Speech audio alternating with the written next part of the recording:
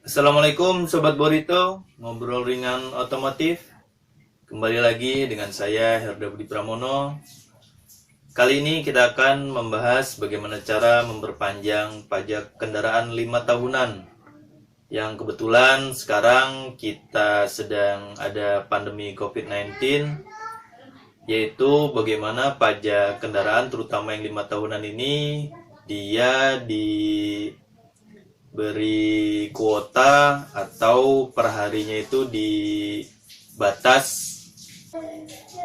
Mungkin banyak sobat Borito yang sudah pernah melakukan hal ini sendiri, namun untuk sebagian orang mungkin hal ini belum pernah dilakukan sama sekali.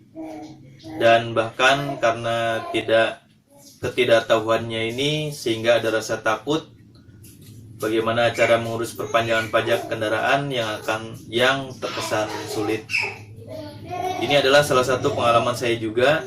Dulu ketika belum pernah mengurus pajak kendaraan sendiri, itu rasanya belum apa-apa sudah ketakutan sendiri sayanya. Bagaimana nantinya di sana, bagaimana cara mengurusnya, bagaimana nanti kalau sulit dan lain sebagainya. Belum ngantrinya, ya banyak hal lah yang kadang belum apa-apa udah ngerasa kesulitan untuk sendiri. Nah, di video ini saya akan berbagi pengalaman dengan Sobat Borito semua, bagaimana saya mengurus pajak kendaraan dari persiapan sampai selesai. Oke, langsung saja kita simak videonya.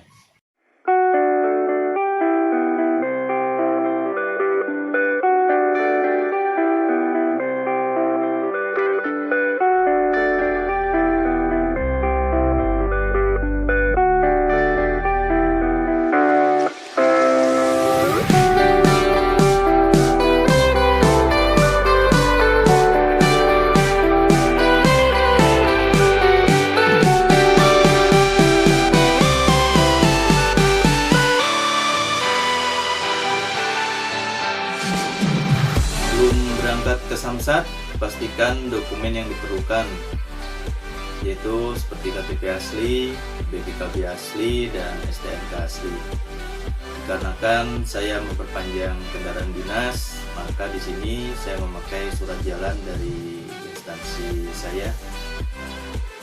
Dan untuk persiapan juga, jangan lupa fotokopi 2 rangkap.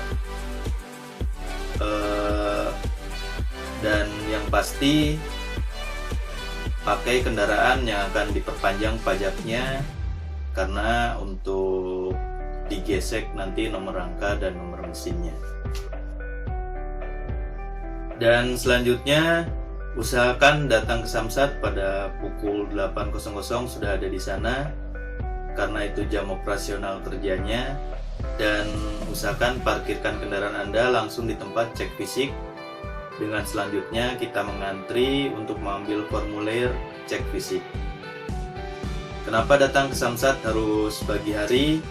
Dikarenakan sekarang sedang pandemi COVID-19, maka pihak Samsat membatasi jumlah pengurusan perpanjangan untuk pajak 5 tahunan ini. Ditakutkan siang sedikit kita sudah kehabisan formulir untuk cek fisik, yang berarti kalau kita kehabisan formulir cek fisik, kita tidak bisa mengurus perpanjangan pajak 5 tahunan untuk hari itu juga. Setelah mendapatkan formulir cek fisik, isi data formulir sesuai STNK, dan setelah selesai langsung merapat ke petugas cek fisik untuk mengantri dan meminta kendaraan kita untuk dicek fisik.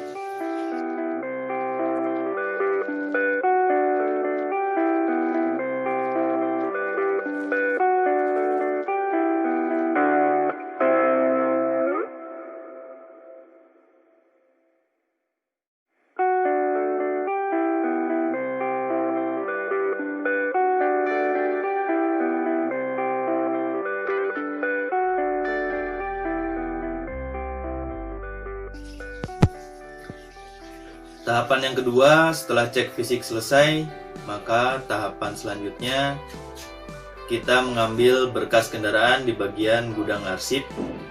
Jangan lupa tanyakan ke petugas cek fisik di mana tempat pengambilan berkas kendaraan atau gudang arsip, supaya kita tidak berlama-lama mencari tempatnya, dan itu juga menghemat waktu kita. Tahapan selanjutnya, setelah mendapatkan berkas kendaraan, kita verifikasi cek fisik. Lagi-lagi jangan lupa tanyakan tempat di mana untuk verifikasi cek fisik kepada petugas gudang arsip, karena menurut pengalaman saya tempatnya itu berjauhan. Seperti untuk cek fisik berada di bagian depan gedung Samsat, dan untuk pengambilan berkas di gudang arsip ada di bagian belakang gedung, dan untuk verifikasi lagi saya harus ke depan gedung Samsat lagi, dikarenakan tempat yang berada di depan, tetapi bisa jadi beberapa tempat mungkin berbeda. Tapi yang ingin saya tegaskan, jangan malu bertanya ketika kita belum tahu, karena itu untuk memudahkan diri kita sendiri.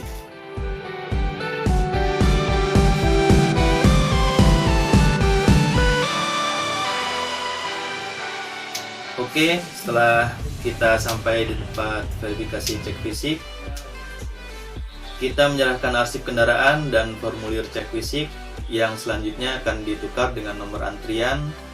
Untuk selanjutnya dipanggil kembali nomor antrian kita setelah verifikasi berkas cek fisik kita selesai. Untuk tahap selanjutnya, kita ke bagian dalam gedung Samsat dan langsung menuju ke loket formulir untuk mendaftarkan berkas yang telah selesai diverifikasi, dan akan mendapatkan formulir seperti ini. Dan selanjutnya isi data formulir sesuai dengan STNK. Setelah selesai diisi, serahkan semua berkas dan formulir yang telah diisi ke loket progresif. Setelah diverifikasi oleh petugas, maka berkas akan langsung diberikan kembali kepada kita. Dan selanjutnya ke loket pendaftaran ulang 5 tahunan, serahkan semua berkas kita, dan di sini saya diminta fotokopi BPKB 1,